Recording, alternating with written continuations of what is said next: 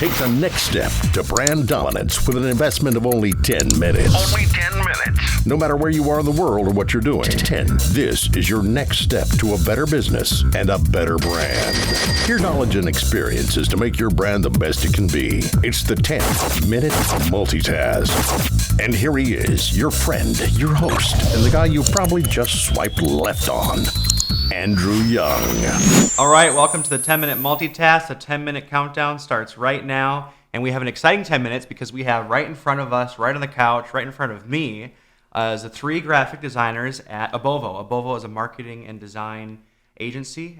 We have our three graphic designers who are going to give their number one piece of advice for graphic designers. So we have three audiences here. One, we're speaking to other graphic designers. We're sharing our knowledge. Two, we have the small business owners that are using platforms like Canva or Adobe Spark to do their own social media graphics, their own little brochures, their own little flyers.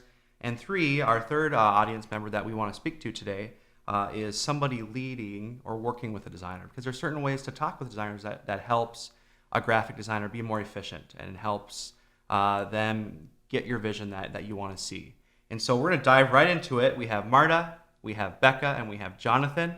Marta, you've been a graphic designer with Abovo for almost 2 years, like next week, I think. What is your number one tip for graphic designers? My number one tip would be to just keep it simple. Keep it simple. That's a very simple rule. So tell us, under that, keep it simple, what do you mean? What can someone listening to this hear from you and then apply today? I guess it goes for all kinds of things. Colors and typefaces, and images. Limit them, keep it simple, reuse them throughout your various projects and designs. When you're just getting started and you're maybe not as comfortable mixing some of those things, just keep it simple. So let's give 2 rules for someone to use today and apply today. Let's talk about Typefaces, which is a font.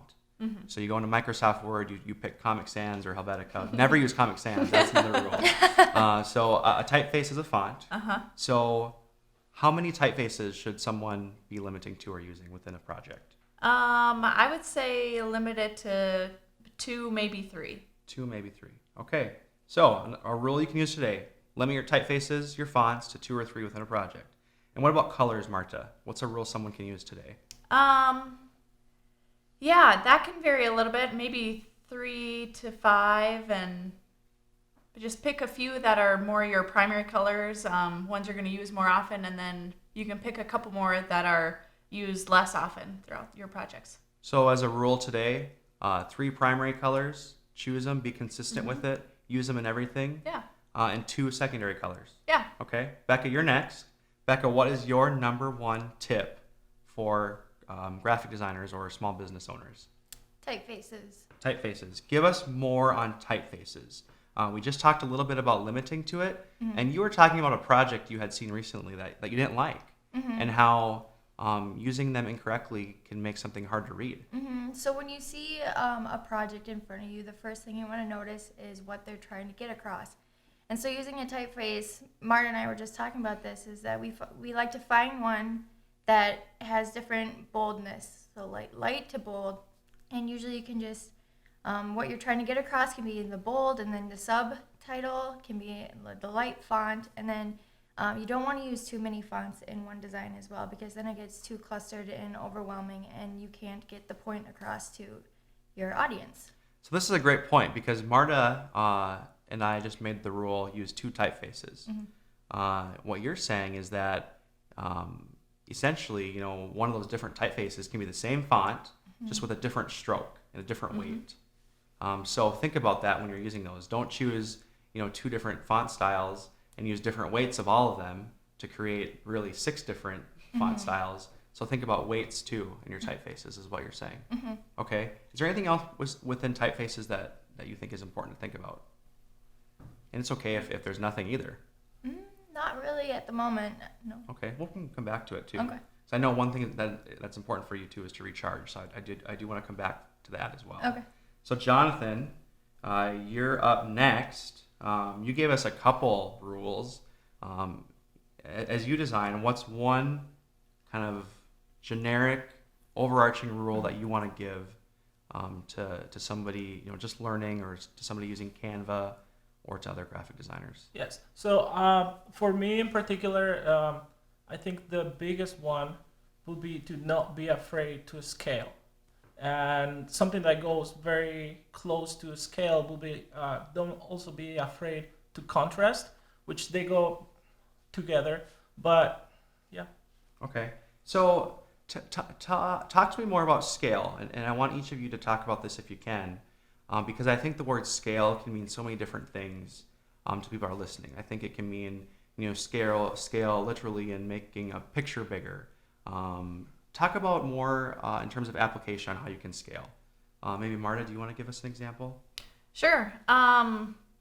So one thing that you can do with scaling is, take a portion of maybe your logo and you can blow it up so that you maybe only see a portion. Maybe most of it is cut off from what will actually be your end product.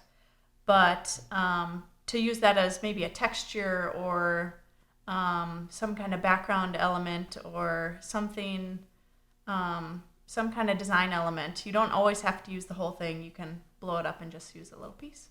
That's a great piece of advice. Use your logo. Use things that you already have for textures, for backgrounds. Don't bring in all these different things that aren't necessary. One thing that I think is important to talk about here within scale too is have a reason for everything in your design. So you think about a flyer, you think about a business card, you think about a social media graphic. Whatever is in there should have a reason to be in there, correct? Becca, do you want to talk about scale or talk about having a reason for everything and how you've used that rule differently? Well, kind of with scale, I think of opacity, and with Marta's blowing up like your logo or something, it can be in the background. It doesn't have to be full opacity. You can bring it down a little bit so it's just a subtle little hint of it, and it kind of just, like she said, bring out more texture as well.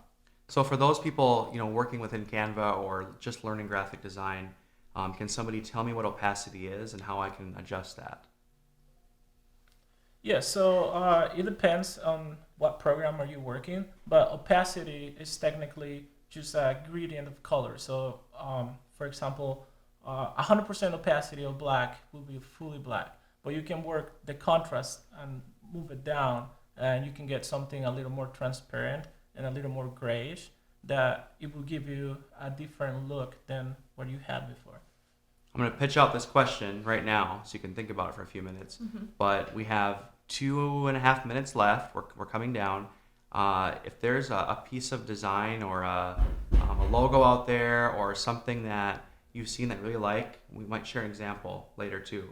And maybe you can talk about how the rules that we've talked about today have applied to those things. Okay? If anybody knows of one right now, or if anybody thinks of one, just kind of raise their hand and we're going to talk about them. But to review again, and I'm going to share these notes, we'll have it on our blog as well. Marta talked about keeping it simple. Becca talked about typefaces. Jonathan talked about using scale in terms of opacity and different sizes of different things, including typefaces. Is there any other rules that you as a graphic designer would like to talk about, or any other pieces of jargon or language that you think is important to know, especially for small business owners who might be leading a graphic designer? Any thoughts or insights that you have that are important to share, Jonathan? Well, I think for small business owners, it's very important that they do their own research, depending on what they looking for and what they want to do with their own brand. So just do your research, look for inspirational designs. There's a lot online. So that always helps to come up with something new and something different than everybody else. Great. And Becca, you talk about recharging, a little bit, especially for somebody that maybe doesn't know graphic design. Do you want to talk about the power that you find in recharging and ways that you can do that? Well, for me, it's kind of like if I'm stuck looking at the same design for a certain amount of minutes and I'm not going anywhere, I like to just move on to a different design, or even just take a walking break and just go clear my mind, look at something else for a little bit, and then come back and I can see something that maybe I didn't see before, or change something that I didn't see before. And I don't know if you guys do that as well, but that's something for me that like really helps, I guess you can say that. And sometimes it might just be moving on to a different project. Yeah. Because we probably have, some small business owners listening, or somebody who needs to capitalize on their time. Doesn't mean stop working. It just means move on to something else. Yeah. I like to switch between different projects when I take breaks. Great. So we have 10 seconds left, if you can believe it. Your 10 minutes is done. The 10-minute multitask, concentrating on graphic design for small business owners, for people who are leading designers, or for other graphic designers. There it is, right there's the buzzer. Catch us next time, and we're going to have these guys back because we're going to dive into more deep principles of graphic design. See you later.